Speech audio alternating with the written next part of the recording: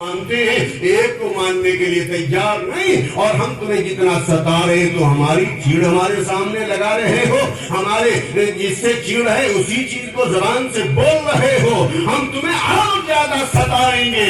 مگر دوستو وہ بلال حبشی رضی اللہ تعالیٰ اللہ احد کی رٹ لگائے جا رہے ہیں، دشمنان اسلام نے کیا ان کی زبان کو پکڑ لیا اور زبان کو پکڑ کر کہا، بلال بتاؤ کون سی زبان سے ایک اللہ کا نعرہ بلند کرو گے، ایک اللہ کو پکارو گے، کون سی زبان سے کہو گے؟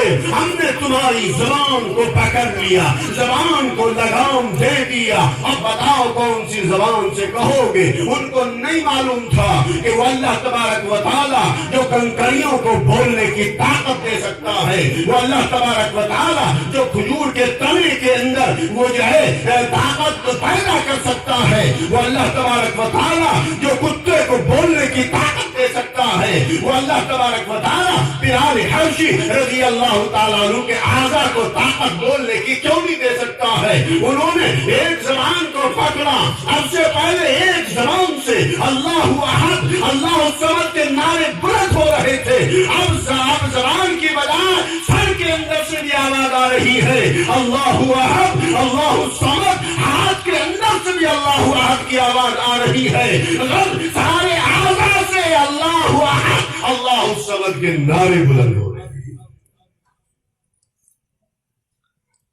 یہ کیا چیز تھی؟ ستانے میں کمی نہیں تھی ان لوگوں کی۔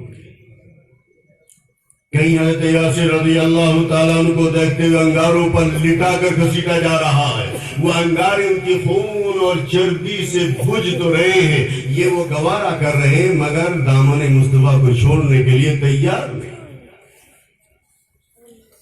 یہ وہ مکہ المکرمہ ہے جہاں آقائے نامدار سرور کائنات جناب محمد الرسول اللہ صلی اللہ علیہ وسلم اگر مکے کی گلیوں سے گزر رہے تو راستے کے اندر کانٹے بچھا کر آپ کے پاؤں مبارک کو لہو لہان کر دیا جاتا ہے، یہاں تک کہ آقائے رحمت صلی اللہ علیہ وسلم اگر مکے کی گلیوں سے گزر رہے ہیں ولادت کا ڈھیر آپ کے اوپر ڈال دیا جاتا ہے، یہاں تک کہ آقائے رحمت صلی اللہ علیہ وسلم اگر اپنے خدا کی عبادت میں مشغول ہے تو اونٹ کا اوج لا کر آپ کے اوپر ڈال دیا جاتا ہے۔ اسی مکے کے اندر آج فاتحانہ انداز میں داخل ہو رہے ہیں۔ میرے محترم بزرگوں، مکہ فتح ہو چکا ہوتا ہے، سارا واقعہ نہیں بتلاؤں گا، وہ جو بتلانا چاہتا ہوں میرے محترم بزرگوں اسی جز کے لیے آپ کی طرح ذرا سا بیٹھ کر آپ کے ساتھ میں بیٹھ کر نشاندہی کر رہا ہوں۔ میرے محترم بزرگوں آئیے آگے کیا ہوتا ہے،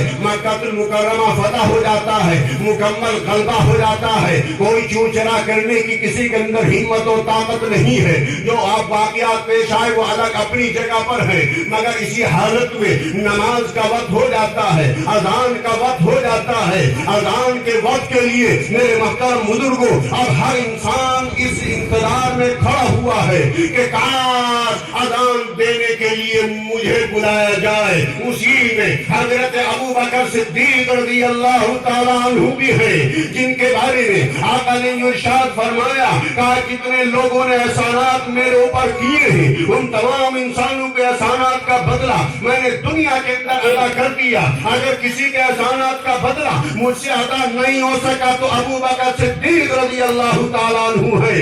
ایسے لوگ بھی اسی انتظار میں ہیں، کاش مجھے اللہ اکبر کی صدا بلند کرنے کے لیے بلایا جائے۔ عمر فاروق بھی اسی انتظار میں ہے، عثمان غنی بھی ہے، حضرت علی رضی اللہ تعالیٰ عنہ بھی موجود ہیں، بڑے بڑے صحابہ کبار صحابہ موجود ہیں اسی انتظار میں، کاش مجھے یہ شرف عطا کر دیا جائے اور میں وہ خوش نصیب انسان کہلاؤں کہ مکے کے فتح ہونے کے بعد سب سے پہلے بیت اللہ کے اوپر اگر اللہ اکبر کا نعرہ بلند کیا ہے، اللہ اکبر کی صدائیں بلند کی ہے تو یقیناً وہ انسان میں وہ تاریخ میں اس کا نام باقی رہے گا. ہر انسان اس انتظار میں ہے. مگر قربان جائیے اس اللہ کے لاڈلے پیغمبر کے جس نے غلاموں کے مقام کو بڑھایا, مساوات کا سبق دیا.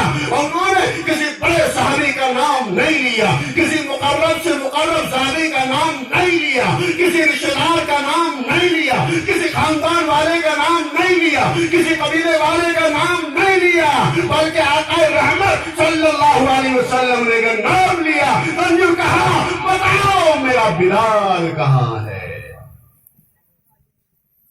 یہ ہے مساوات کا سبق. لے سکتے تھے اللہ کے لاڈلے پیغمبر, جس کا بھی لے تھے حق تلفی نہ ہوتی, نا انصافی نہ ہوتی, لیکن وہاں مساوات کا سبق لوگوں کو دینا تھا.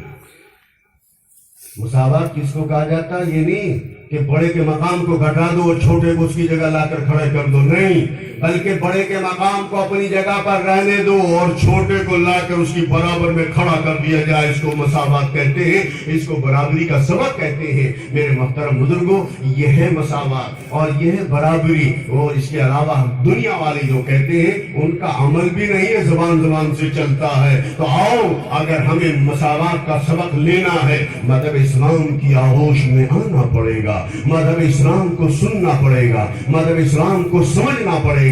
میرے محترم بزرگوں, ابھی بھی حضرت مولانا نے جو مجھے وقت دیا اس میں سے 4 منٹ باقی ہیں, لیکن اب سوچ رہا ہوں اگر کسی واقعے کو لے کر چلا تو مولانا کے ماتھے پر شکن تو یقیناً آ جائے گی.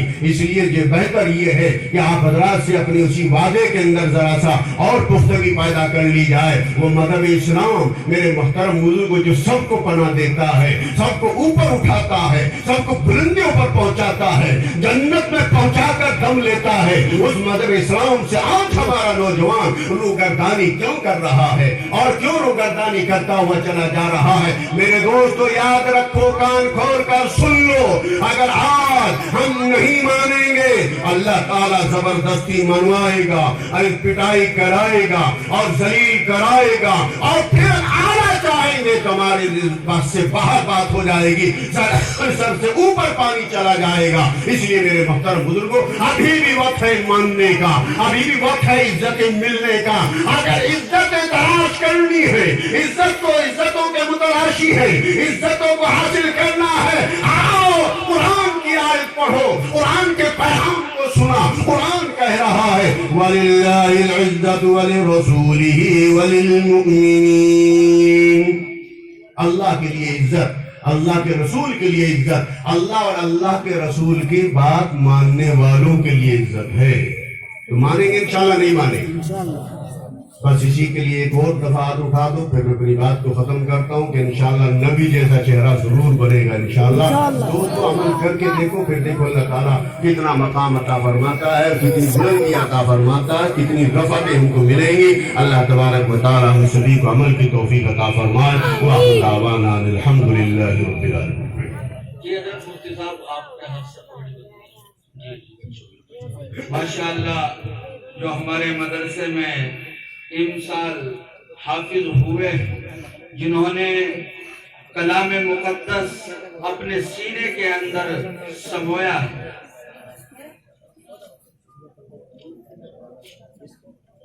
جی تو وہ 7 بچے ہیں بھائی. ماشاءاللہ آپ کے اس محبوب ادارے نے آپ کو امسال 7 حفاظ کرام دیے. اور بزرگوں, یہ تو 7 حافظ ہیں. میری اور آپ کی نجات کے لیے خدا کی قسم قرآن کریم کی ایک آیت کافی ہو سکتی ہے. بھائی بزرگوں, کوئی بھی جانے کی کوشش نہ کریں. آپ کے پربالیان گاؤں کے جناب حضرت مولانا مفتی محمد مستقیم صاحب, جن کا بیان سننے کے لیے ہم اور جلسوں میں دیکھتے ہیں 40, 50, 100 کلومیٹر کا لوگ سفر کر کے آتے ہیں. اور بزرگوں, آپ قربانیان کے حضرات ہیں, کچھ یہاں پر مہمان بھی آئے ہیں, علماء کرام بھی آئے ہیں. یہ کیا تاثرات لیں گے بھائی کہ بھائی یہ تو اٹھ کر چل دیے؟